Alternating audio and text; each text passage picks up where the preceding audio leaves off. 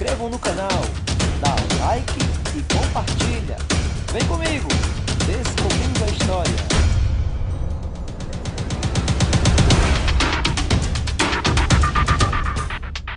O conhecimento é nossa maior arma contra as atrocidades da sociedade moderna. Afinal, conhecimento é poder.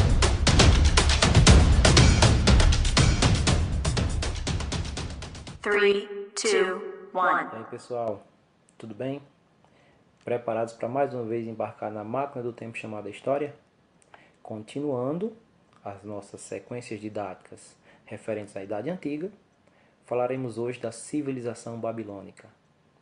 Isso mesmo, Babilônia, que não é a Babilônia da música de Tribo de Jah. Quem sabe aí? Babilônia em chama. Para que eu não sou cantor. É dita, tirem isso daí, pelo amor de Deus. Voltando. A civilização babilônica, ela surge às margens do rio Eufrates, certo? E aos poucos vai ganhando visibilidade, vai se tornando poderosa e acaba se tornando um vasto império que conquista praticamente toda a Mesopotâmia.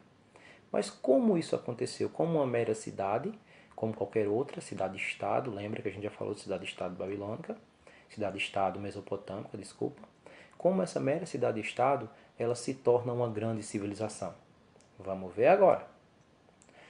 Primeiro, para entender a história de Babilônia, a gente tem que entender a história de um famoso rei babilônico chamado Hammurabi. Acho que vocês já ouviram falar.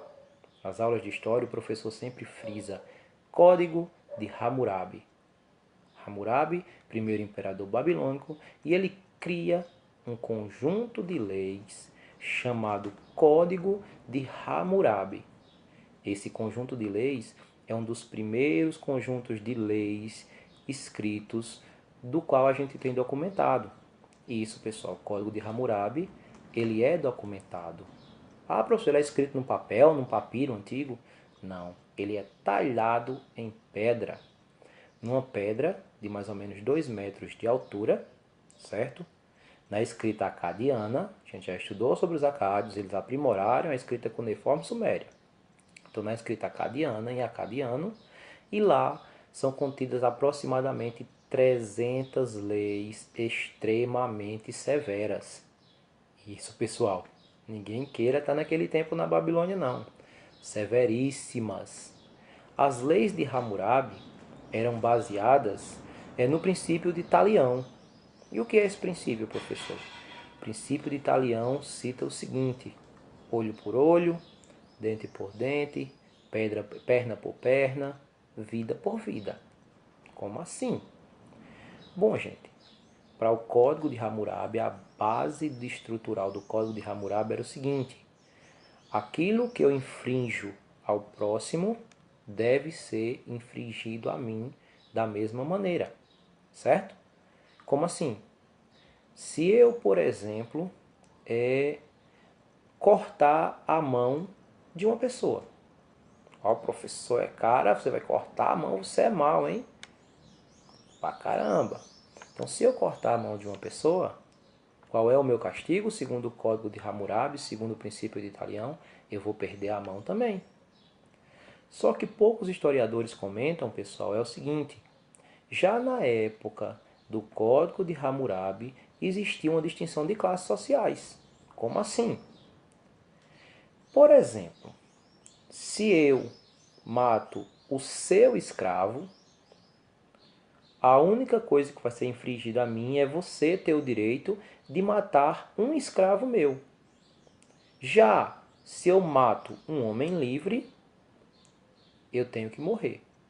Ah, professor, mas isso é correto, eu era um escravo. Pessoal, vou entregar vocês aos direitos humanos. Escravo também é ser humano.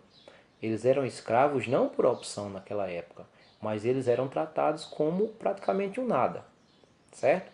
Então, existia essa distinção social.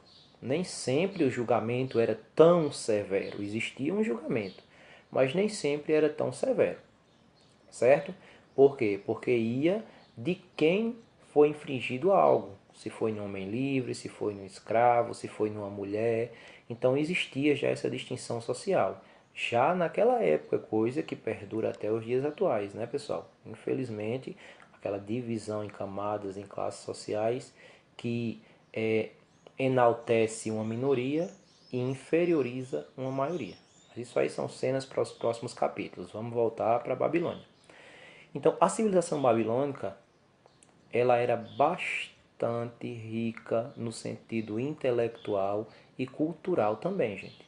Pra vocês terem uma ideia, atribui-se aos babilônios a criação da hora de 60 minutos e o círculo de 360 graus. Então, isso aí foram criações importantes dentro da matemática que são utilizadas até hoje. Eles eram exímios observadores dos céus, viviam observando as estrelas, correto? Então, o que é que a gente pode falar mais sobre a questão da Babilônia? Eles acreditavam em vários deuses. Como as outras civilizações daquela época, eles eram politeístas. E também, como as outras civilizações, eles acreditavam em deuses que tinham poderes naturais, deuses que faziam acontecer fenômenos naturais, certo? Então eram vários deuses que se acreditavam na civilização babilônica. Então o reinado de Hammurabi, ele dura aproximadamente 40 anos. Só isso? Poxa, 40 anos é um pouco de tempo. Então para Hammurabi fazer muita coisa, certo? Ele tornou a Babilônia de uma mera cidade a um grande império. Só que depois desses 40 anos, várias tribos bárbaras elas invadem, começam a invadir e a saquear a Babilônia, principalmente os hititas. A gente vai falar depois sobre os hititas em outras aulas. Dessa forma, a Babilônia foi se enfraquecendo cada vez mais e o Império Babilônico ele entra em decadência, certo? Ele acaba, ele fica muito, muito fraco, ele entra em declínio, realmente. Então isso perdura por muito, muito, muito tempo. Para vocês terem uma ideia, por quase 1000 anos, em torno de 1000 anos. Só no ano 612 a.C., certo? Que a Babilônia volta realmente a se reestruturar. Aos poucos ela vai galgando, galgando, galgando. Em 612 a.C., um feroz exército babilônico enfrenta os egípcios, que também é assunto de próximas aulas da gente. Um feroz exército babilônico enfrenta os egípcios e vence uma grandiosa batalha contra os egípcios, que naquela época eram os manda-chuva. Os egípcios eram os senhores do mundo naquela época, e Babilônia agora consegue restabelecer seu poder. Então, 612 a.C., o Império Babilônico ele começa a se restabelecer novamente. Mas quem foi que fez isso? Tem que ter alguém à frente, né, pessoal? Tem que ter um homem forte, um braço forte à frente disso aí. Então aí vem o segundo nome, bem conhecido por nós, certo? O imperador Nabucodonosor. Isso mesmo. Na época desse enfrentamento entre babilônios e egípcios, Nabucodonosor ele era um príncipe caldeu recém-coroado e general dos exércitos.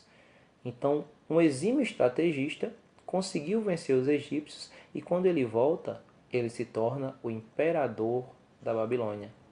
Então, a partir do império de Nabucodonosor, a Babilônia volta a crescer grandiosamente mais uma vez, cultural, intelectual e economicamente.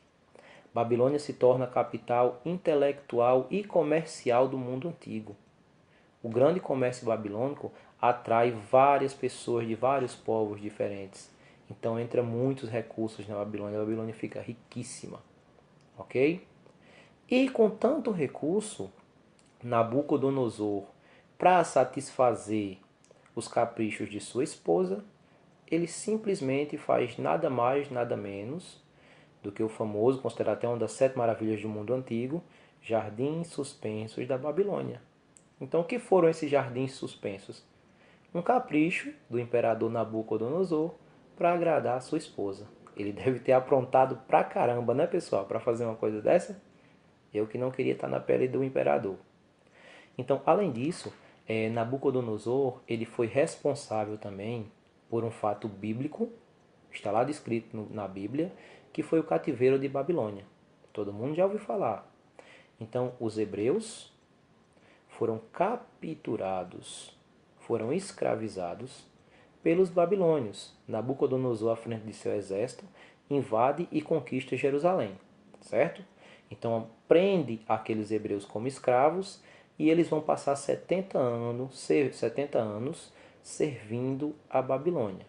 Depois disso, quando os persas invadem a Babilônia, eles libertam os hebreus, mas eles passam 70 anos como escravos. E quando esses persas invadem, pessoal?